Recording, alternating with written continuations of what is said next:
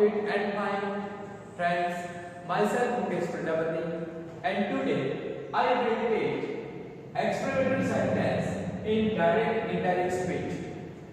આપણે જેની અંદર ભાગ 19 જોવાના છે. explanatory sentence means કે ઉદ્ગાર વાક્યની અંદર આપણે આગળના વિડિયોની અંદર how અને what વાળા સેન્ટેન્સ જોઈ ગયા કે what હોય તો very થાય, how હોય તો માત્ર very, અને એની વાક્ય રચના પણ જોઈ કે સૂત્ર શું થાય એ પણ આપણે જોયું. આજે આપણે ઉદ્ગારવાચક શબ્દોનું ઇનડાયરેક્ટ સ્પીચમાં જ્યારે ફેરવીશું કે ઉદ્ગારવાચક શબ્દોવાળા જે ઉદ્ગાર વાક્યો હશે એનું આપણે ડાયરેક્ટમાંથી ઇનડાયરેક્ટમાં કેવી રીતે ફેરવી શકીએ અને એની વાક્ય રચના શું થાય એ આજે આપણે જોઈશું.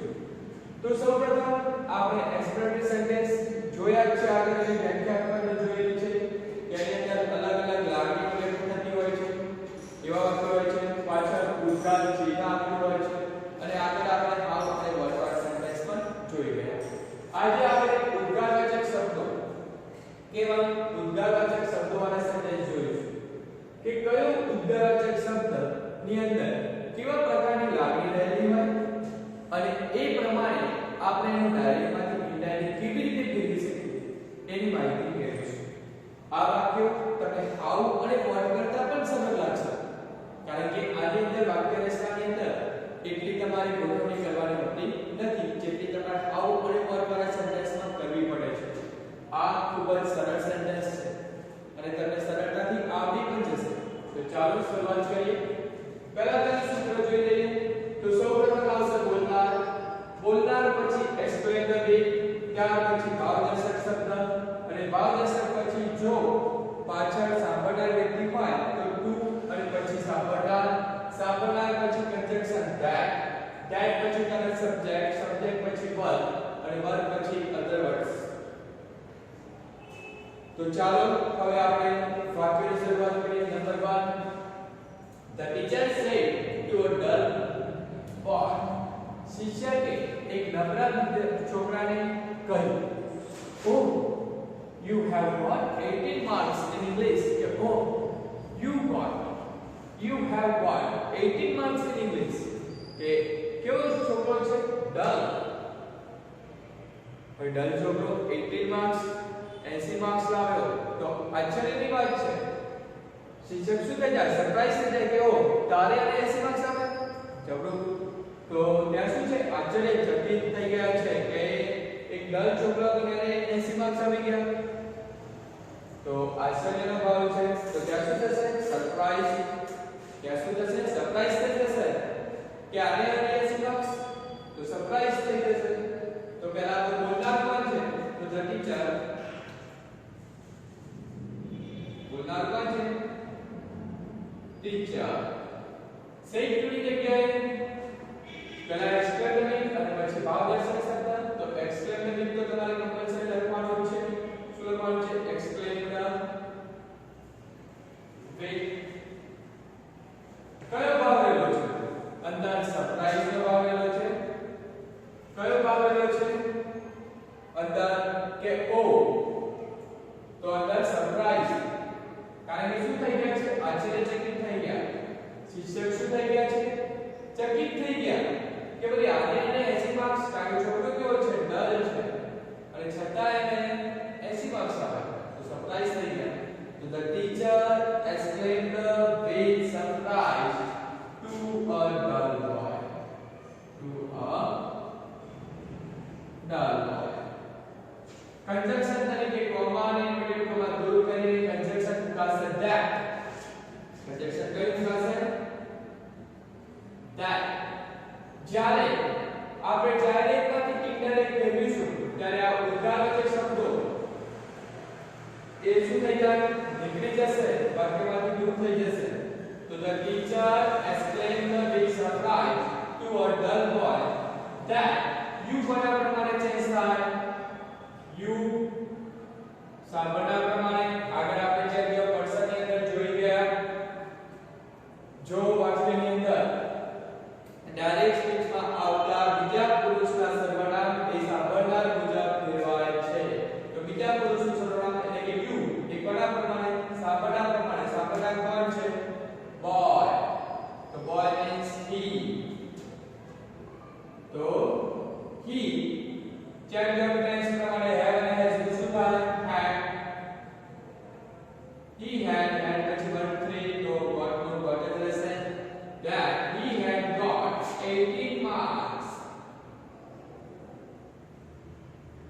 18 marks in English.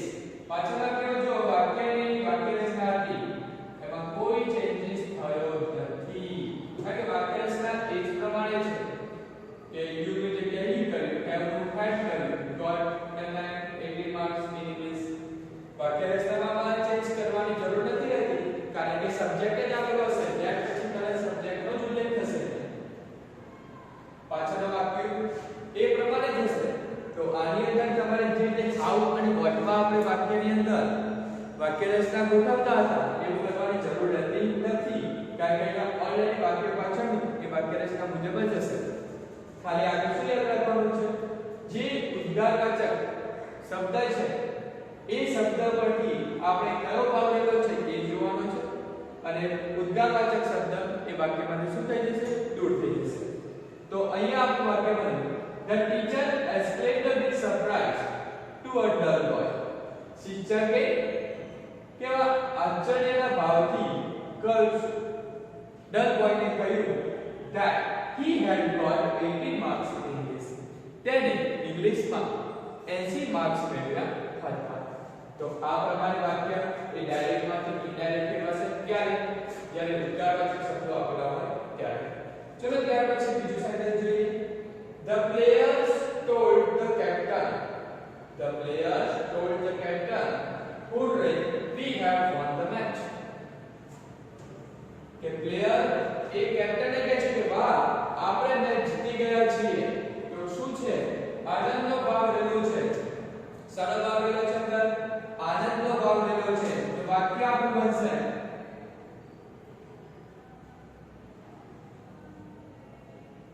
The players told નું શું થશે ત્યાં, તો exclaimed with શું થઈ જશે, exclaimed with સાનો ભાવ દર્શાવે છે, અંદર સાનો ભાવ દર્શાવે છે. exclaimed with અંદર સાનો ભાવ છે, આનંદનો ભાવ રહેલો છે. તો exclaimed with joy.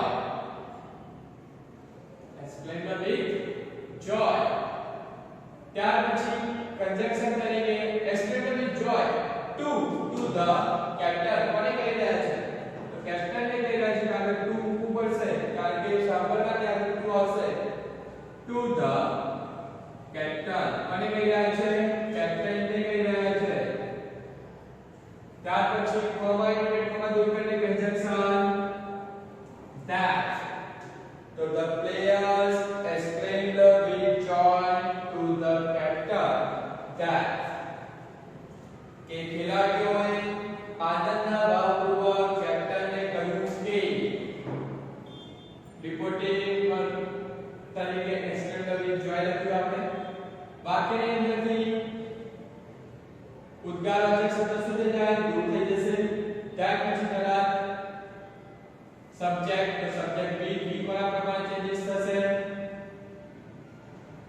બોલનાર પ્રમાણે. તો પ્લેયર્સ છે તો they બહુવચન છે એટલા માટે શું થઈ જાય, બીનું they have નું had, they had won એટલે they had won the match. Clear? The players exclaimed with joy to the captain that they had won the match. ખેલાડીઓએ આનંદના ભાવપૂર્વક કેપ્ટનને કહ્યું કે તેઓ મેચ જીતી ગયા હતા. તો આ રીતે આપણે ઉદ્ગાર વાક્યને સમાન વિધાન વાક્યની અંદર ફેરવવાના છે. વચ્ચે તમારે ભાવ ખાલી લખવાનો છે કે વાક્યમાં કયો ભાવ રહેલો છે તે. ચાલો એ પ્રમાણે ત્રીજા નંબરનું સેન્ટેન્સ જોઈ લઈએ. The old woman said, "Alas, I have lost my son." I have lost my son. Sorry, અહીંયા woman ને woman. શું woman. The old woman said, "Alas, I have lost my only son." કે વૃદ્ધ સ્ત્રી કહે છે, અરે રે મેં મારો એકમાત્ર પુત્રને ગુમાવી દીધો. અરે મેં મારો એકનો એક પુત્ર એને શું કરી દીધો? ગુમાવી દીધો. તો શાનો ભાવ છે અહીંયા? અલાસ આવ્યું છે. અરે રે દુઃખનો ભાવ દર્શાવે છે. શાનો ભાવ દર્શાવે છે? દુઃખનો. તો પહેલા તો બોલનાર કોણ છે? તો બોલનાર વ્યક્તિ છે the old woman. The old woman. બોલનાર કોણ છે? The old woman. ત્યાર પછી એક્સપ્લેન ધ બીટ. શાનો ભાવ છે? અહીંયા દુઃખનો ભાવ દર્શાવે છે. તો એક્સપ્લેન ધ બીટ દુઃખના ભાવ માટે સોરો. તો ધ ઓલ્ડ વુમન ત્યાર પછી એક્સપ્લેન with દુઃખનો ભાવ છે તો આપણે લખીશું સોરો. શું લખીશું? સોરો. પાછળ સાંભળનાર કોઈ આવ્યું નથી તો the old woman explained with sorrow. ત્યાર પછી તરત conjunction that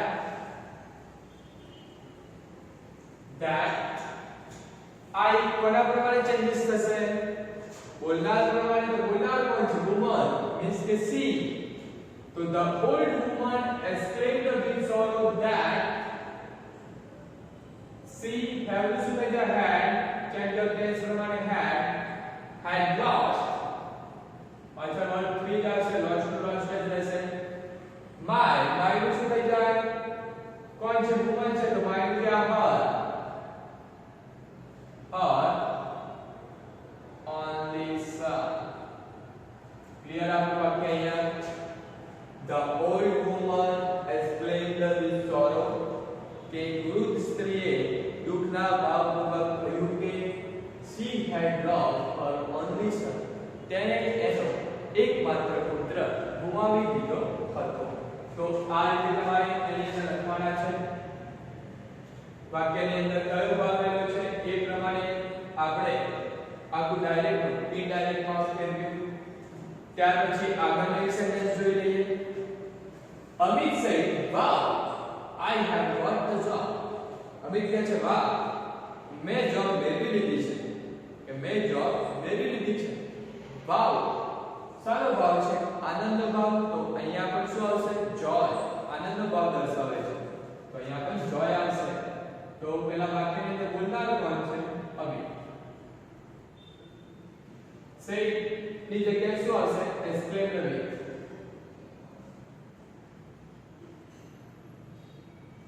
કયો ભાવ લેવાનો છે? આનંદનો means કે joy. તો અમિત exclaimed with joy. કોને કહે છે? તો અહીંયા સાંભળનાર વ્યક્તિ આપેલ નથી તો direct conjunction that. Amit exclaimed with joy conjunction that. Comma inverted comma દૂર કરી દેવાનો એની જગ્યાએ conjunction that આવશે. ત્યાર પછી જે ઉદ્ગારવાચક શબ્દ છે એ પણ શું થઈ જાય? દૂર થઈ જશે. આ કોના પ્રમાણે?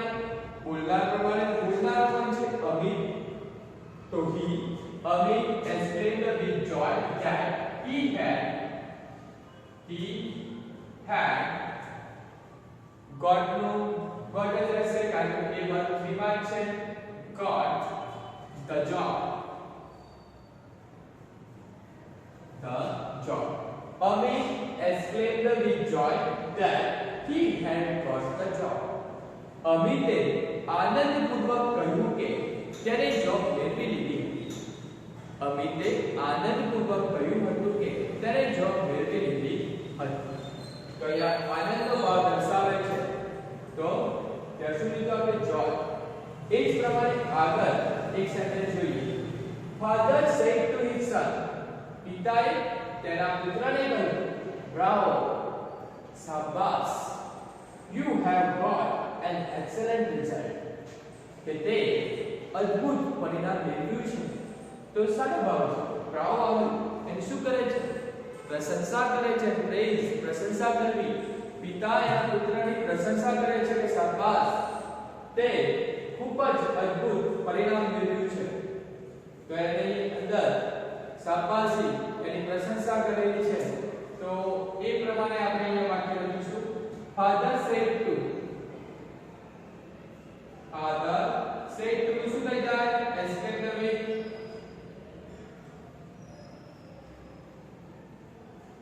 સ્પ્લેન્ડર વિથ કોને કહી રહ્યા છે? તો એના પુત્રને કહી રહ્યા છે to his son. Comma inverted comma દૂર કરી conjunction that. Comma inverted comma દૂર કરીને કંજક્શન ધેટ. ધેટ પછી જે ઉદ્ગારવાચક શબ્દ છે એ શું થઈ જાય? વાક્યમાંથી દૂર થઈ જશે. ત્યાર પછી યુ કોના પ્રમાણે ચેન્જ થાય? સાંભળનાર વ્યક્તિ પ્રમાણે. તો સાંભળનાર કોણ છે? સન. તો હી. ધેટ he have શું થઈ જાય? had. He had got an excellent result. An excellent result. So clear? Father exclaimed with sorry मैं वाक्य ની અંદર આપણી મિસ્ટેક થઈ ગઈ કારણ કે આપણે પાછળ દર્શાવ્યું નથી કે કયો ભાગ લેવો છે. Father exclaimed with સારો ભાગ દર્શાવે છે તો અહીંયા વખાણ કરે છે ને તો father exclaimed with praise. સારો ભાગ છે ત્યાં વખાણ કરે છે તો father exclaimed with praise. કોને કહે છે? તો to his son. To his son. ત્યાર પછી કંજક્શન તરીકે that વચ્ચેથી ઉદ્ગારવાચક શબ્દ શું થઈ જશે? દૂર થઈ જશે. યુ કોના પ્રમાણે? સાંભળનાર પ્રમાણે. તો he have to had. He had got an excellent result. An excellent result. તો અહીંયા આપણું વાક્ય થશે પિતાએ વખાણ કરતા એની પ્રશંસા કરતા એના પુત્રની પ્રશંસા કરતા કહ્યું કે તેને ખૂબ જ અદ્ભુત પરિણામ મેળવ્યું હતું. પિતાએ તેના પુત્રની પ્રશંસા કરતા કહ્યું કે તેને ખૂબ જ અદ્ભુત પરિણામ મેળવ્યું હતું. તો વિદ્યાર્થી મિત્રો અહીંયા આપણે એક્સપ્લેનેટરી સેન્ટેન્સ મીન્સ કે ઉદ્ગાર વાક્યોને આપણે ડાયરેક્ટ માંથી ઇનડાયરેક્ટ કેવી રીતે ફેરવી શકીએ એ જોયું. આગળના વિડિયોમાં આપણે હાઉ અને વોટ વાળા ઉદ્ગાર વાક્યો જોયા. આ વિડિયોની અંદર આપણે ઉદ્ગારવાચક શબ્દો હોય ત્યારે ઉદ્ગાર વાક્યનું ઇનડાયરેક્ટ માં કેવી રીતે ફેરવા વિધાન વાક્ય કેવી રીતે બનશે એ આપણે જોયું. તો ખૂબ જ સરળ સેન્ટેન્સ છે. હવે આપણે આગળ બીજા આવા સેન્ટેન્સ નો અભ્યાસ કરવાનો છે. ત્યાર પછી આપણે એક્ઝામ ની અંદર આપણા પૂછવાના પેરેગ્રાફ પણ સોલ્વ કરવાના છે. તો એ બધા માટે તમને આ બધા જ સેન્ટેન્સ ની અંદર શું શું ચેન્જીસ થાય છે એ બધું ખ્યાલ હોવો જરૂરી છે. કારણ કે પેરેગ્રાફ આવશે તો એની અંદર તો કોઈ પણ સેન્ટેન્સ આવી શકે. એક સેન્ટેન્સ વિધાન વાક્ય હોય, એક ઇન્ટ્રોગેટિવ હોય, એક એક્સપ્લેનેટરી હોય. તો આ રીતે અલગ અલગ સેન્ટેન્સ હોઈ શકે છે. તો તમને આવડવું જોઈએ તો તમારે દરેકની અંદર કયો રિપોર્ટિંગ વર્બ આવે છે, કયું કંજક્શન મુકાય છે અને વાક્યની અંદર કેવા ચેન્જીસ થાય છે એ ખાસ ધ્યાનમાં લેવાનું છે. ઓકે, તો આ રીતે પ્રેક્ટિસ કરતા રહેજો. આપણે આગળ બીજા વિડિયોમાં જોડાઈશું. ઓકે, ત્યાં સુધી કોઈ પણ પ્રોબ્લેમ હોય તો તમે કોન્ટેક્ટ દ્વારા મને પૂછી શકો છો. Okay, thank you.